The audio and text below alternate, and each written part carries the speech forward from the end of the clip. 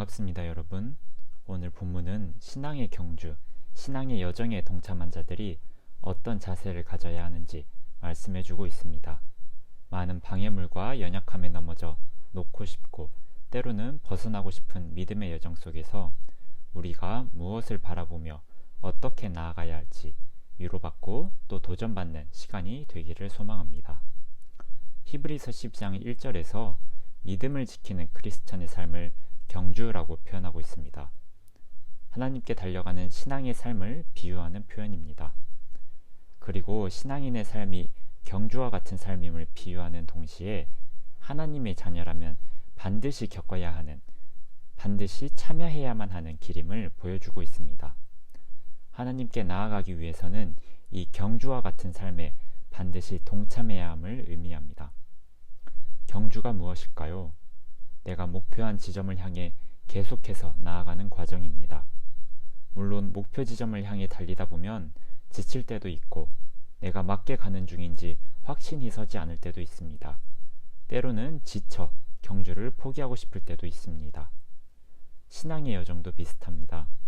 하나님의 자녀들은 하나님께로 달려가는 믿음을 지키는 경주 위에 서 있습니다. 그런데 인간의 욕심, 내가 원하는 즐거움, 인생의 고민 등의 장애물 앞에서 신앙의 경주를 이어갈 힘을 잃고는 합니다. 하나님 나라에 대한 소망보다 내 눈에 보이는 당장 결과를 요구하는 이 세상의 것에 집착하고 싶어집니다.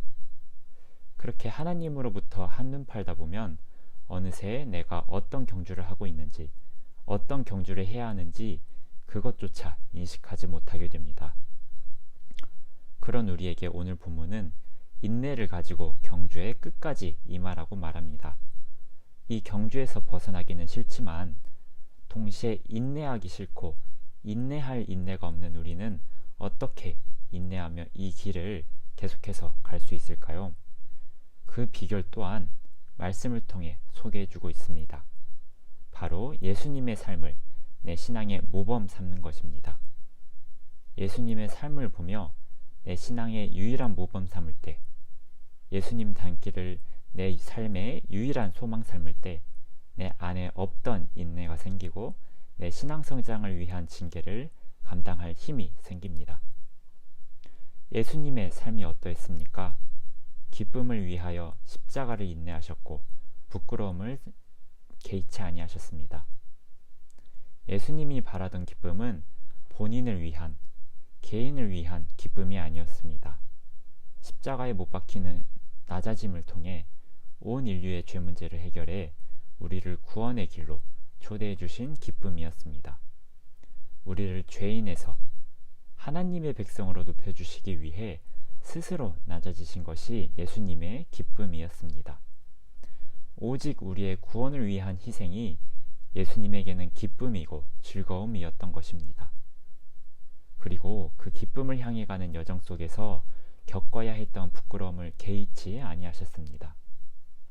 예수님은 부끄러움을 느낄 줄 모르는, 수치심이 없는 분이 아닙니다. 우리의 영혼을 살리는 일이 너무 귀하고 너무 가치 있는 일이어서 자존심에 스크래치가 나도 부끄러움을 당해도 우리를 살리는 기쁨만을 바라보셨습니다. 목표가 너무 뚜렷하고 너무 귀했기에 예수님은 인내하실 수 있었습니다. 우리의 인내도 이러하기를 바랍니다.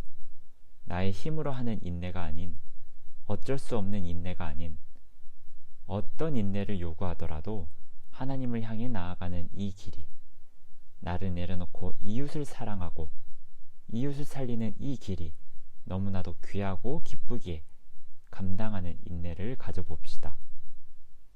그리고 이 인내를 바라보며 예수님을 구해봅시다. 먼저 참으심으로 모범을 보이셨던 예수님 닮기를 소망해 봅시다. 차마 내 손에서 놓지 못했던 내 즐거움과 욕심, 내 인생 고민 내려놓고 손 내밀어 주시는 예수님 손을 붙잡아 봅시다. 예수님을 붙잡을 때 허락되는 인내를 가지고 나아갑시다. 예수님의 낮아지심 끝에 하나님의 높여주심이 있었던 것처럼 예수님 따라 낮아질 때 나의 삶을 높여주시는 하나님이십니다. 하나님을 향한 신앙의 여정을 놓치지 않도록 서로를 돕는 우리가 되기를 소망하며 오늘 메시지 마무리하도록 하겠습니다. 감사합니다.